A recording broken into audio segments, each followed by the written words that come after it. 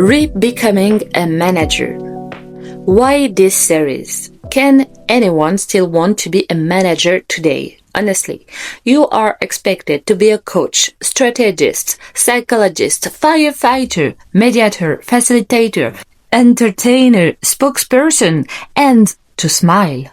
Not too much, not too little. A perfectly aligned smile, not the one you give at 8 a.m. before coffee.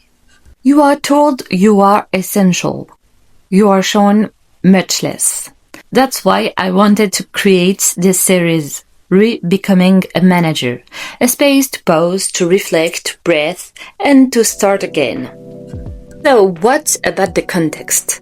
The world of work has changed. That's not a surprise, but we don't always realize how much. 3 figures to start with. 62% of managers feel emotionally drained, according to a Gallup study in 2024. 1 in 2 managers say they lack the means to do their job properly. 71% of young managers say they considered resigning before the first 18 months. The role has shifted. It's not longer about managing a team.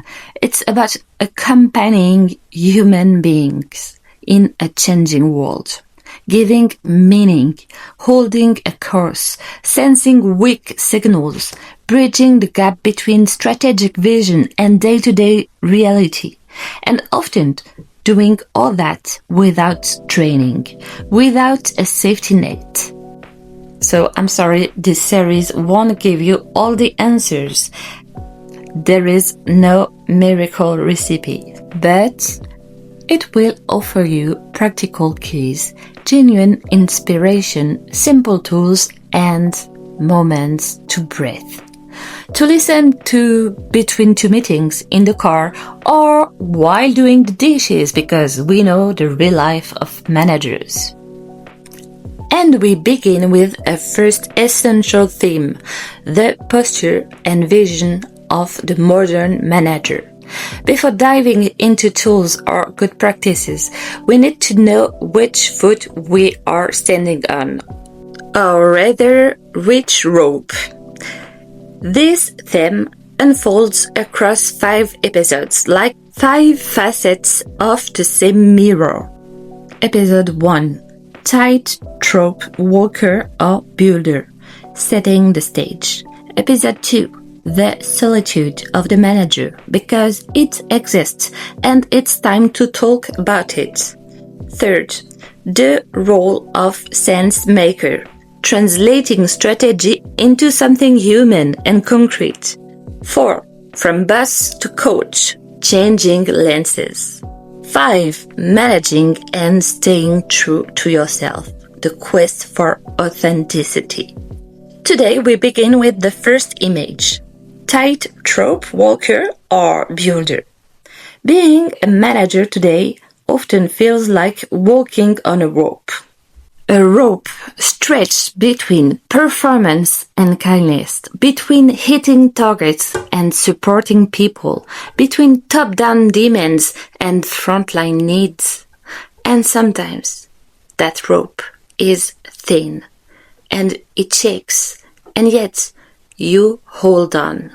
You keep going. The word manager comes from the Latin manu agere, which means to lead by the hand. Today, we might say to lead with the heart and with a soul back.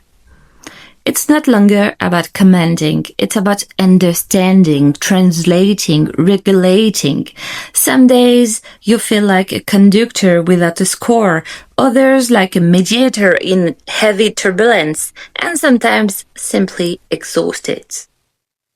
But being a manager is not just about staying upright on a rope. It's also about choosing. Do I remain a tightrope walker or do I build? Because yes, a manager can be an obstacle or a bridge, a bottleneck are an amplifier of meaning. You don't need to be perfect. You need to be present and grounded. And posture is something you build.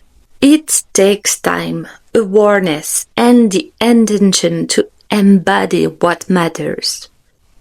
So, a little practice to take away. Clarify before you start. Before every meeting or important exchange, take 30 seconds to ask yourself one simple question. What do I really want my team to remember when they walk out of here?